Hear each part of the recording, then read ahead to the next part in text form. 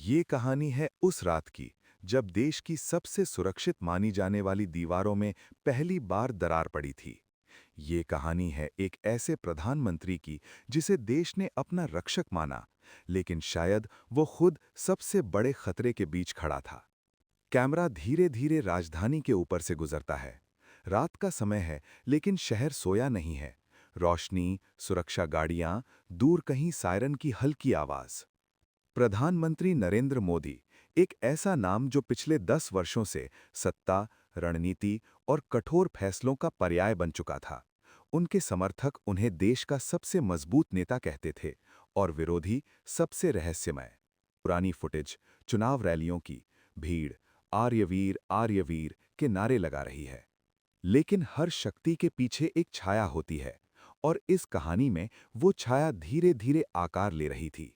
दृश्य बदलता है। प्रधानमंत्री आवास के अंदर रात के 11:47। कमरे में हल्की रोशनी है। नरेंद्र मोदी अकेले बैठे हैं। सामने फाइलें खुली हैं। उनकी आंखें थकी हुई हैं, लेकिन दिमाग अब भी दौड़ रहा है। दरवाजे पर हल्की दस्तक होती है। सर, उनका निजी सचिव अंदर आता है। सर, ये रिपोर्ट अभी अभी आई है, आपको देखनी चाहिए। मोदी जी बिना कुछ कहे फाइल लेते हैं। जैसे ही वे पन्ना पलटते हैं, उनके चेहरे का भाव बदल जाता है। ये पक्का है? सचिव हल्का सा सिर हिलाता है। जी सर, 3 अलग-अलग एजेंसियों ने कंफर्म किया है। कमरे में कुछ सेकंड के लिए सन्नाटा छा जाता है। तो खेल शुरू हो चुका है, प्रधानमंत्री धीरे से कहते हैं। कैमरा फाइल के ऊपर जूम करता है, लेकिन शब्द साफ नहीं दिखते। उस फाइल में क्या था, ये आज तक पूरी तरह सार्वजनिक नहीं हुआ, लेकिन इतना जरूर कहा जाता है कि उसी रात एक ऐसी साजिश का खुलासा हुआ जो देश के इतिहास को बदल सकती थी। दृश्य बदलता है। एक अंधेरी जगह। कुछ लोग बैठे हैं। चेहरों पर छाया है। केवल एक टेबल लैंप जल रहा है। तारीख तय हो चुकी है, एक भारी आवाज पूछती है। दूसरा आदमी जवाब देता है, हाँ, और इस बार कोई गलती नहीं होगी। तीसरा आदमी हल्की हंसी हंसता है। इतने सालों से जो आदमी बचता आया है, उसे गिराना आसान नहीं होगा। पहली आवाज फिर आती है। हर आदमी की एक कमजोरी होती है, और हमने उसकी कमजोरी ढूंढ ली है। प्रधानमंत्री आवास। मोदी जी अब खिड़की के पास खड़े हैं। बाहर सुरक्षा गार्ड्स तैनात हैं। उनका फोन बजता है। स्क्रीन पर नंबर नहीं दिखता। वे कॉल उठाते हैं। हेलो। कुछ सेकंड तक कोई आवाज नहीं आती। फिर एक धीमी ठंडी आवाज। प्रधानमंत्री जी, आपकी सुरक्षा बहुत मजबूत है, लेकिन आपकी किस्मत नहीं। कॉल कट जाती है। मोदी जी कुछ पल के लिए स्थिर खड़े रहते हैं, फिर धीरे से मुस्कुराते हैं। तो तुम सामने आ ही गए। धमकियां नई नहीं थीं, लेकिन इस बार कुछ अलग था। इस बार डर नहीं, बल्कि एक अजीब सा यकीन था कि कुछ बहुत बड़ा होने वाला है। दृश्य बदलता है। अगली सुबह प्रधानमंत्री एक बड़े सार्वजनिक कार्यक्रम में जाने वाले हैं। सुरक्षा व्यवस्था असाधारण रूप से कड़ी है। एनएसजी, लोकल पुलिस, इंटेलिजेंस सब एक्टिव। एक अधिकारी दूसरे से कहता है, हमें इनपुट मिला है कि आज कुछ हो सकता है। दूसरा जवाब देता है, हर दिन यही कहा जाता है। पहला गंभीर होकर कहता है, नहीं, आज वाला इनपुट अलग है। कट। प्रधानमंत्री की गाड़ी निकलती है। सड़कें खाली कर दी गई हैं। लोग दूर खड़े होकर हाथ हिला रहे हैं। मोदी जी गाड़ी के अंदर शांत बैठे हैं। उनके दिमाग में रात की बात गूंज रही है। आपकी किस्मत नहीं। कभी कभी इतिहास किसी एक पल पर टिक जाता है, और उस दिन वो पल बस कुछ मिनट दूर था। एक ऊंची इमारत की छत पर कोई व्यक्ति दूरबीन से सड़क देख रहा है। उसकी सांसें नियंत्रित हैं। उसकी उंगलियां ट्रिगर के पास हैं, लेकिन अभी रुकी हुई। नीचे प्रधानमंत्री का काफिला पास आता जा रहा है। उस आदमी के कान में ईयरपीस से आवाज आती है, अभी नहीं, सिग्नल का इंतजार करो। उसकी आंखें स्थिर हैं। कट। प्रधानमंत्री का चेहरा।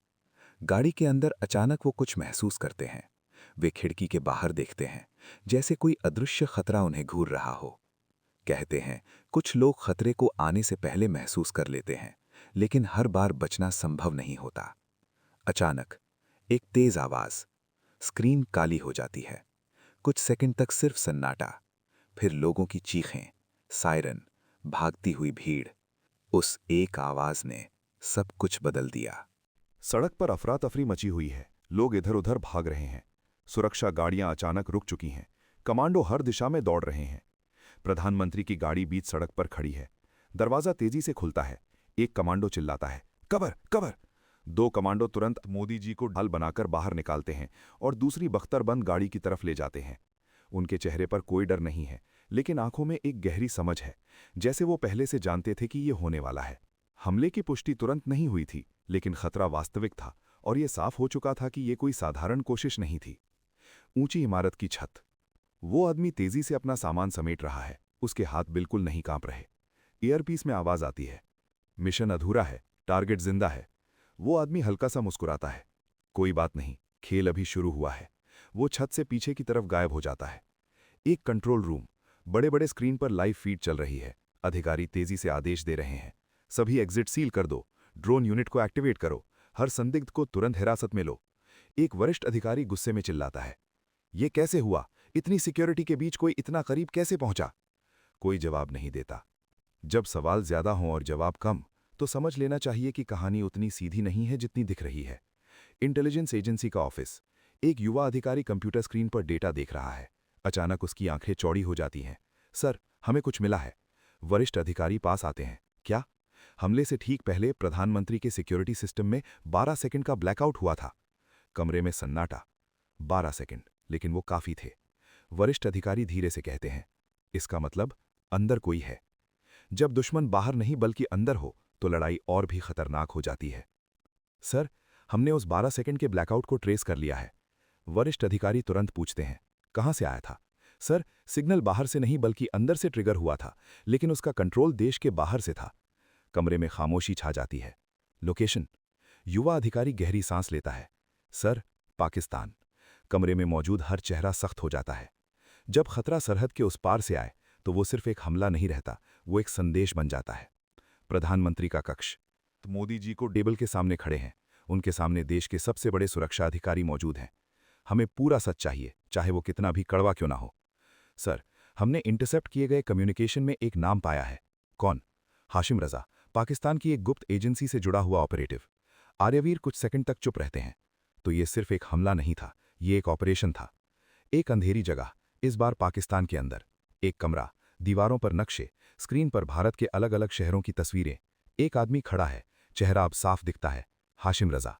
उसकी आंखों में ठंडा आत्मविश्वास है। वो धीरे से बोलता है, उसे बचा लिया गया, लेकिन अब वो सुरक्षित नहीं है। उसके पीछे खड़ा एक आदमी पूछता है, सर, अगला कदम? हाशिम मुस्कुराता है, अब वो खुद हमारी तरफ आएगा। हमने उसके दिमाग में शक डाल दिया है, और शक किसी भी देश को अंदर से तोड़ सकता है। भारत, इंटेलिजेंस मुख्यालय। वही युवा अधिकारी फिर से चिल्लाता है, सर, हमें एक और सिग्नल मिला है, ये लाइव है। स्क्रीन पर एक वीडियो खुलता है। हाशिम रजा दिखाई देता है। वो सीधे कैमरे में देख रहा है। प्रधानमंत्री मोदी जी को डिंग। अगर आप ये देख रहे हैं, तो समझ जाइए कि ये सिर्फ शुरुआत थी। अगली बार आप नहीं बचेंगे। कमरे में तनाव बढ़ जाता है। सबकी नजरें प्रधानमंत्री पर जाती हैं। आर्यवीर शांत हैं। वो स्क्रीन को ध्यान से देखते हैं, फिर धीरे से कहते हैं, नहीं, अगली बार सिर्फ मैं नहीं, तुम भी नहीं बचोगे। ये अब एक सीधी लड़ाई थी, दो दिमागों के बीच, दो देशों के बीच, और समय बहुत कम था। रात का समय। एक गुप्त मिशन शुरू होता है। भारतीय एजेंसियों की एक स्पेशल टीम चुपचाप सीमा पार करती है। कोई शोर नहीं, कोई निशान नहीं। पाकिस्तान में हाशिम रजा का गुप्त ठिकाना। हाशिम रजा अकेला बैठा है। अचानक उसे कुछ अजीब महसूस होता है। वो उठता है, सिक्योरिटी चेक करो। लेकिन देर हो चुकी है। अंधेरे में हलचल होती है। भारतीय कमांडो अंदर घुस चुके हैं। कुछ सेकंड की तेज हलचल, लेकिन कोई गोली की आवाज नहीं। सब कुछ बेहद सटीक और तेज। हाशिम को पकड़ लिया जाता है। वो मुस्कुराता है, जैसे उसे पहले से पता था। मैं जानता था तुम आओगे। कमांडो उसे पकड़कर भारत ले जाते हैं। हाशिम रजा अब एक सुरक्षित पूछताछ कक्ष में बैठा है। उसके सामने आर्यवीर सिंह खड़े हैं। दोनों की नजरें मिलती हैं। कुछ पल तक कोई कुछ नहीं बोलता। फिर हाशिम धीरे से कहता है, आप बच गए, लेकिन आपने जीत नहीं पाई। आर्यवीर जवाब देते हैं, जीत हमेशा आखिरी चाल में होती है, और वो चाल अब मेरी है। ये एक गुप्त मिशन था, जिसको फाइलों में दबा दिया गया।